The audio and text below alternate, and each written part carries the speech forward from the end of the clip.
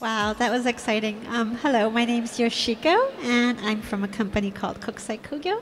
And my Ignite stage is called How Businesses Mainstream Sendai Framework into Their Operations, an example from Japan. So thank you for coming to my Ignite stage, first of all.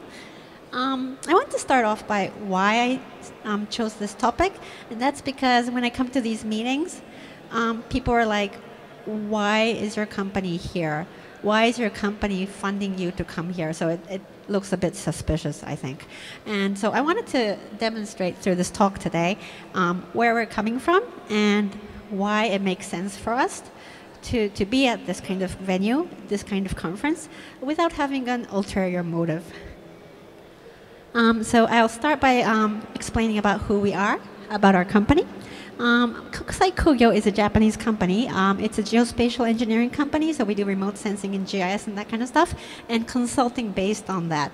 So we do disaster risk reduction and disaster risk management, of course, infrastructure management, urban development, and green energy. We do most of our work with domestic local government clients. But overseas, we do a lot of development assistance projects, although we are starting to expand into more business and direct overseas work. And my introduction of KOKUSAI KOGYO will not be complete without mentioning our CEO, Sandra Wu. You might have seen her in one of the sessions. We have been working with UNISDR in the private sector group since about 2011. And so that is the reason I'm here talking like this to you today. And I want to talk to you about how we came to evolve over our involvement with the UNISDR. So the UN was sort of like an unknown territory for us, and we were just sort of like called to this global conference, and we showed up one day in 2011. And since then, because it was the period leading up to the Sendai framework, we were involved in the sort of discussions that led up to the Sendai framework. And so we saw how opinions were heard or not heard, voiced, sometimes incorporated, sometimes not incorporated, and all the ideas that got in and got discarded.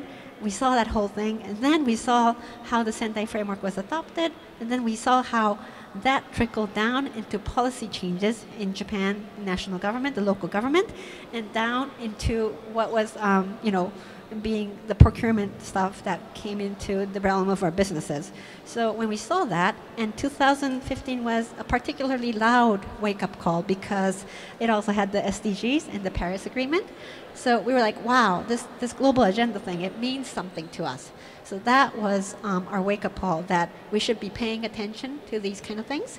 And to me personally, and we had a front row seat because Sandra was involved with UNISDR since 2011, so she was also invited into the SDGs and the Paris talks.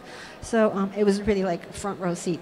And for me personally, meeting all these brilliant people with sort of like a larger view of the world and seeing their sense of crisis, that the sense that things need to change, I think that was the most impressionable to me.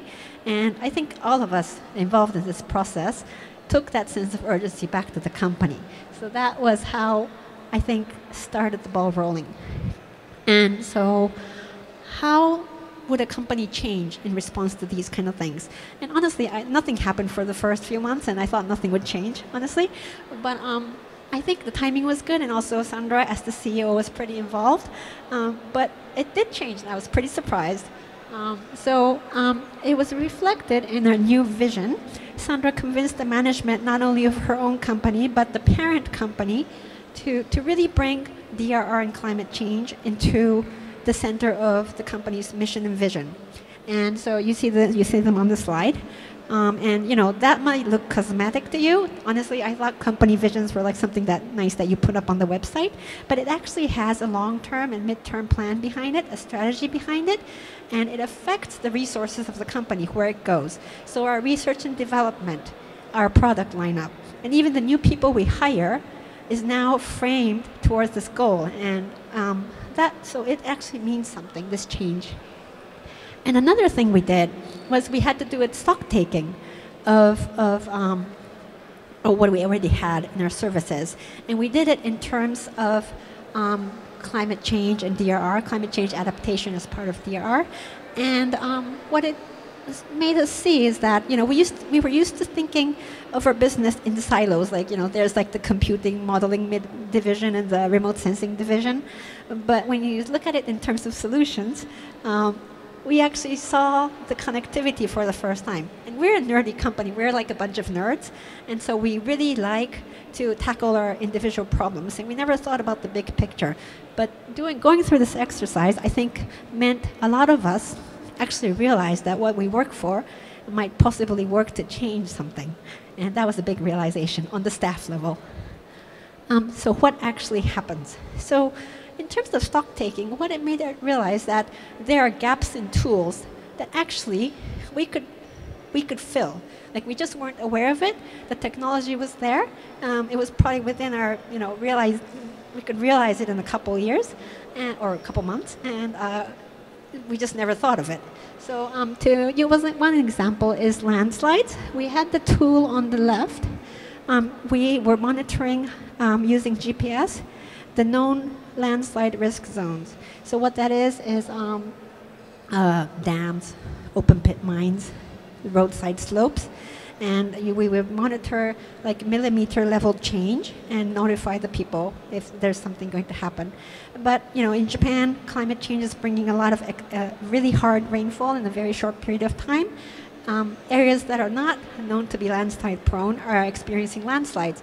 So for that, we developed the tool on the right, which uses sort of the rainfall data that comes for every 2 days ahead, every 2 hours, I think, from the meteorological agency. So it's open data. So we get the original data, and we combine it with map and like really precise terrain data, and we can predict, or, you know, give the sort of red and yellow warning of the risk of landslide risk. And what that does is, it's not just local governments who might have to evacuate people, but utility companies with like sites, like factories, they're utilizing this tool to keep better track and to be more disaster risk resilient. Another tangible change, I thought, was how we, there's a bug, how we sort of prioritize things. So things like partnerships, long-term research that might have a good result, but it's long-term, it's very far away, and it's not immediately profitable. I wouldn't say it had low priority, but it wasn't really high priority either. But I think that has changed. Like with this kind of more mental change, I think we started to see the value of these things more. And one good example of what the research might result in is this research on tsunami warning, which is done with our researchers and Tohoku University's Professor Imamura. IRIDES is the name of the Disaster Risk Management Institute, and they have a booth up there.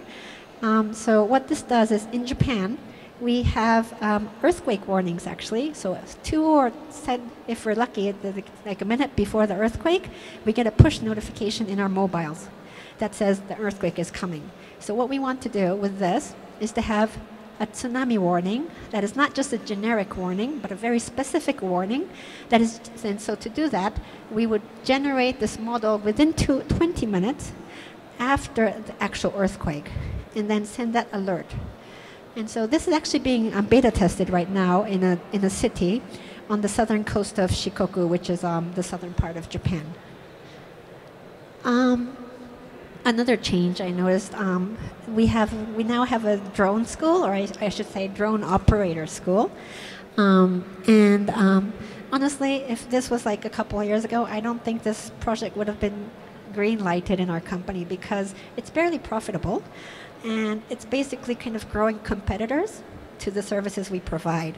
But it has been sold within our company as something that would kind of increase the base of the pyramid of people who really appreciate map information and their uses.